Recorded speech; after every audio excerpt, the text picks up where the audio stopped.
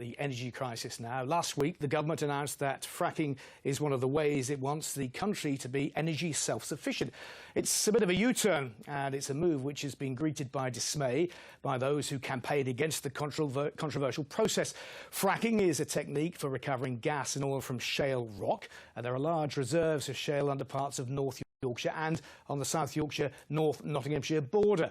Now, the government halted exploration around 3 years ago following concerns about earth tremors. Well, our political editor, James Vincent, is with me. James, let's go back over this because it's, as you rightly say, 3 years or so ago when it was all stopped. Where are we talking about, and what's prompted the government's change of heart? Yeah, so the first thing to say is the reason why this is such a big issue here is because that amount of gas is in northern England. Let's take a quick look at that very quickly now.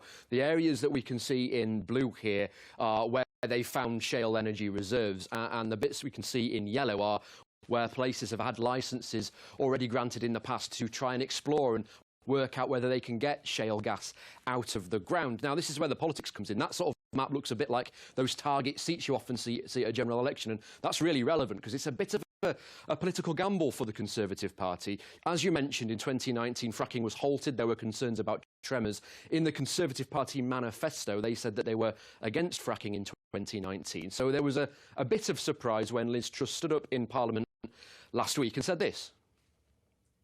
The Prime Minister is absolutely telling a porcupine here. It is absolutely not going to be January. It's going to be 5 to 10 years at the earliest before we get sufficient gas. This has got to be a vote loser. Yeah, it's just got to be a vote loser. I mean, there will be a groundswell against it.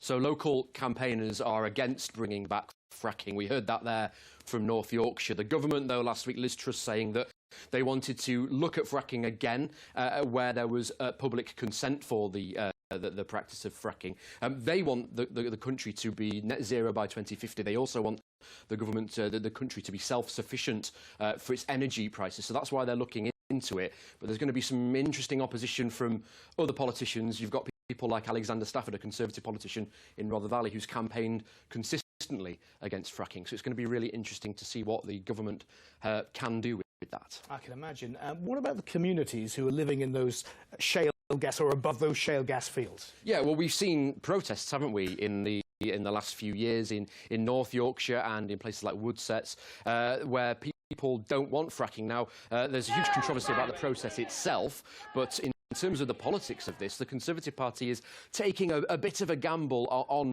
shale gas and it's bringing it up from under the ground, because recent surveys suggest that people aren't necessarily in favour of this at all. And as you heard there, campaigners against it say it will take quite a few years for it to become something that that can be sustainable as a way of producing energy. The government, though, saying on Liz Truss saying that they hope to have it maybe up and running in 6 months' time. We'll hear more next week about that.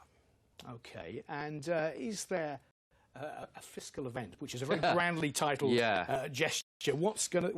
How will that impact? Yeah, the fiscal event is the brand new buzzword. It's basically like a budget, but not a budget. We will hear more from the new Chancellor next week about what he wants to do to help people through the cost of living crisis.